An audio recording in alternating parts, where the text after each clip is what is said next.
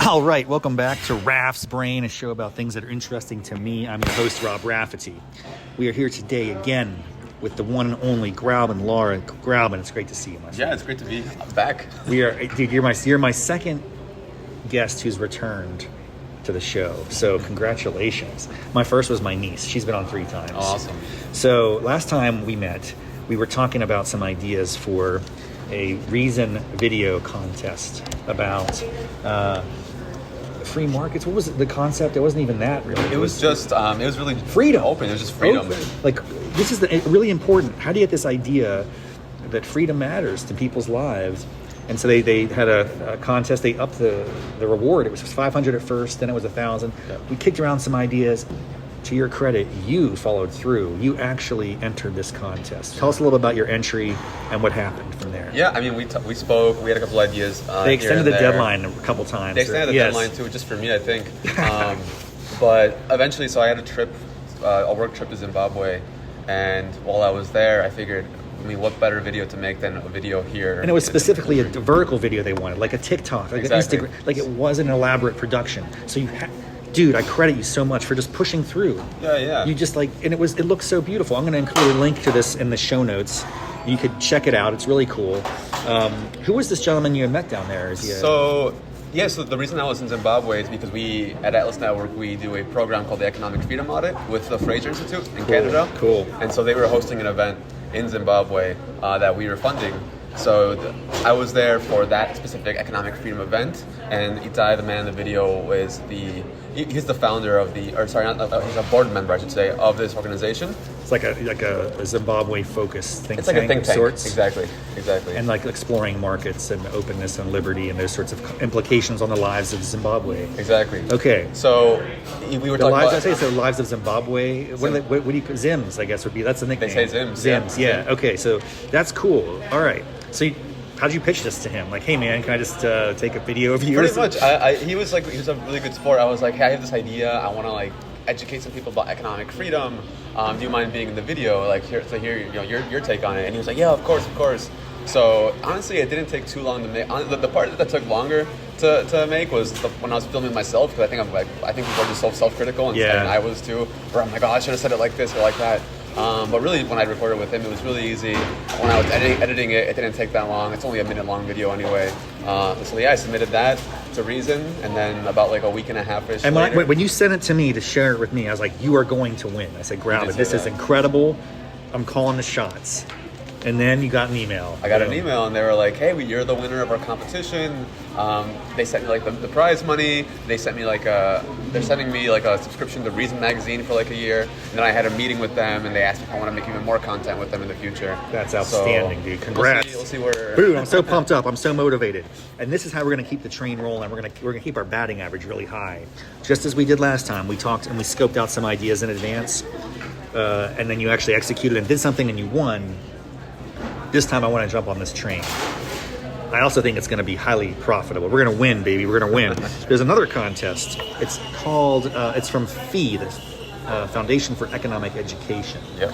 Economic Marvels Contest. Their grand prize is $10,000. This is no chump change. This is, not that $1,000 is chump change. This is 10 times as much. It's a big deal, right?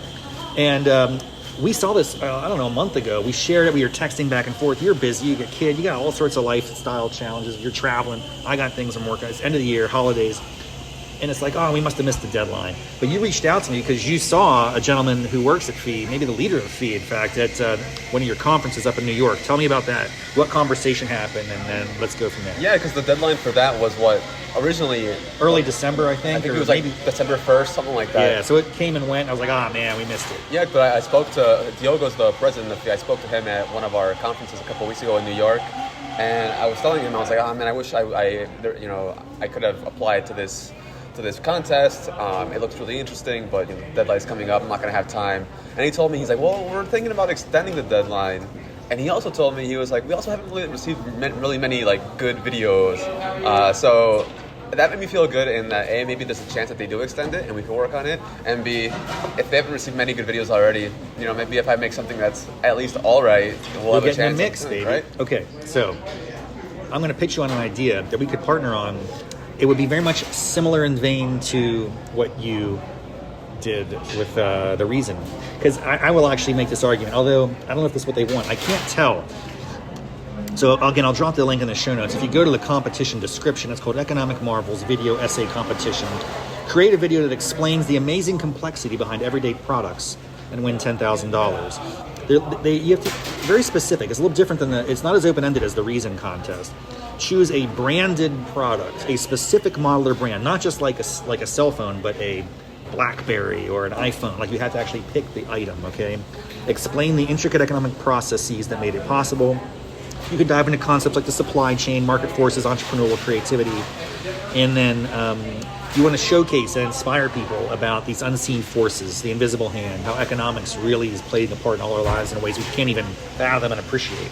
Okay, I get that, and I don't think it needs to be an elaborate production. In fact, I think given today's forms of communication, if you really want to get these ideas out, more of the kind of informal influencer style content is what we should be making. So I would suggest, if you want to partner on this, I've already written up I should send you the document so you can read it in advance, but I didn't do that, so we'll just talk about it here. Basically, when I was thinking about specific products, my mind was going like, if I'm in a supermarket, and I kind of like gravitated, but then I started thinking about, what's really interesting is when a product is so ubiquitous that its brand name becomes the name of the product. Oh, yeah. There's a certain term of art to that. I don't remember it, but I looked it up the other day, and gosh, like a Kleenex. Yeah, dude, right? I just gave him a double high five. That's the item I want to profile. I'm not joking. I have it written down, dude. This is meant to be. Do you understand this? Do you understand how amazing this is? Oh my gosh, folks! This is real time. Real time. So yes, Kleenex is a perfect example of this. There's a certain name of it. Hang on a second. It's called. Oh man, what is this thing called, bro? Anyway, I'll come up with this later. I've heard this before, though. I know what you're talking about. There's a certain term of art. It's like an academic term. But there's a lot of things like that, and you don't really necessarily always know it. But yes, Kleenex is the one that comes to mind. ChapStick. Like a Band-Aid. Band-Aid, Vaseline. Those are actually types of products. Petroleum jelly or a bandage. Anyway, so first I was like, let's just do one of those, because that's such a dominant force that it became known as the thing, Q-tip. Now, there's a laundry list of those, but then I was like, this could be a whole series. Now what you're going to do is explore these products that became so prolific, and what's the story behind them. Kleenex, I did a little research on this. Kleenex has a crazy story, because it wasn't created as a tissue for blowing your nose. That's how I'm guessing. I'm going to bet that's like 99% of the tissue is how it's used today. Right. It was invented actually as a makeup remover for women. And it was the innovation, which is a cool story. It's 1990s, like the 19-teens, early 20s. There was a shortage of cotton, and because of the war, World War I or something. I don't know. I'll get tighter on the script, I promise. Sure. But so what you want to do is you want to say, this product, like we just take for granted every day, what's the story behind it? And we could do a little bit of research, and you kind of unfold what was it created to do and how it's evolved over time, and then how it became such a market force and like I don't want to call it monopoly, because that would be bad. We don't like monopolies, but we like when someone's super successful creating value for society. I think there's a little story that we can tell there in beats that would make it like a 2-minute video. Green screen, images in the back. I looked up early images of Kleenex ads. Their makeup removal for women, like these black and white magazine art ads and stuff. And you can talk about, and I can, again, here's division of labor, if you're up for this. I think it's very easy. I think it's maybe a couple hours of your time max. I will provide the script, at least the first draft. It's a collaboration, but I can write this up, and I'll provide digital assets that I'm able to source. And essentially, you're the face, because you're the charismatic young man. You're like a cool guy. Sure.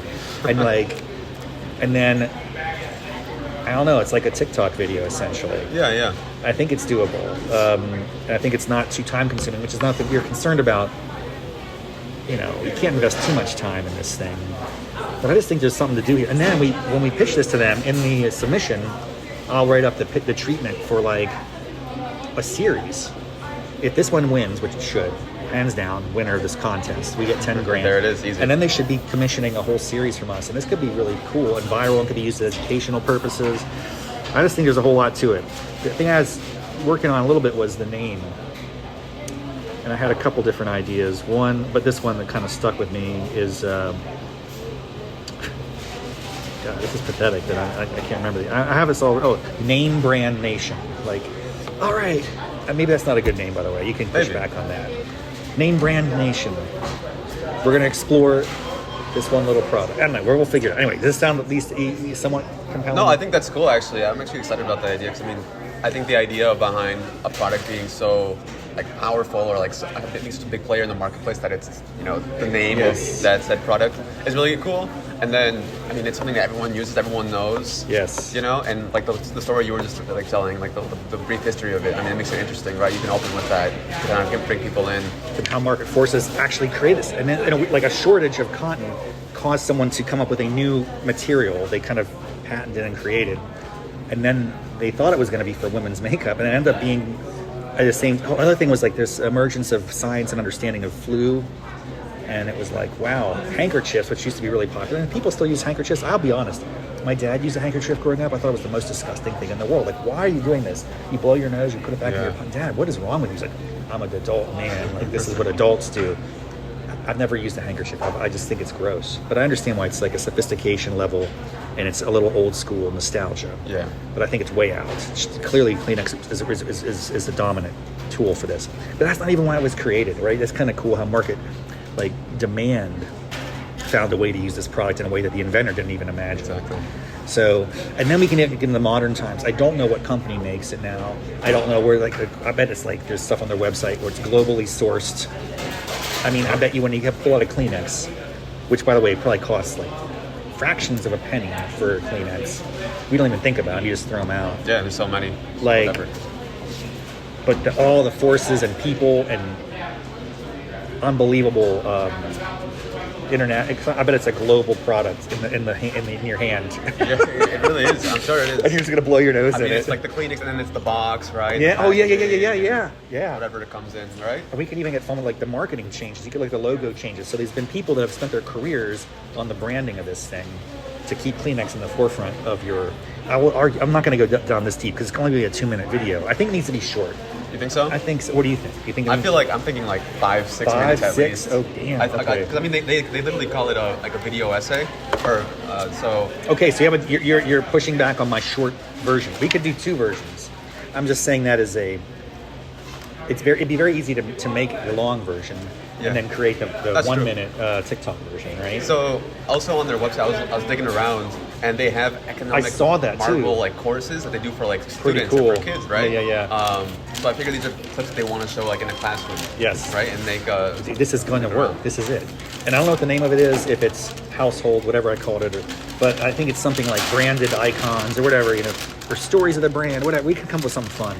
I think it's a great idea. I think we're going to win the contest. I think we're going to get to make more of these things.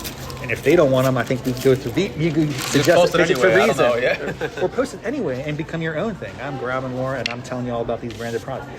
And then people could actually submit suggestions. Why don't you do this one or that one? Yeah. Fun one would be like Jacuzzi. Maybe we'd even get these things sponsored. Do you want a hot tub? There you go. They call it Jacuzzi, right? Jacuzzi's the brand name. Jacuzzi's like an Italian hot tub, but it became the dominant thing. I love this stuff. So this is right, folks. You have heard it right here. We hatched the idea. We're recording it in a Panera. That's why you hear the background noise, because this show is very raw, very authentic. There's no post-production. So if you can't hear it, I'm sorry, but it was fun. I like to document this stuff because it's going to crush. It's going to be the origin story. There you go. How many millions of views do you think collectively this series is going to get?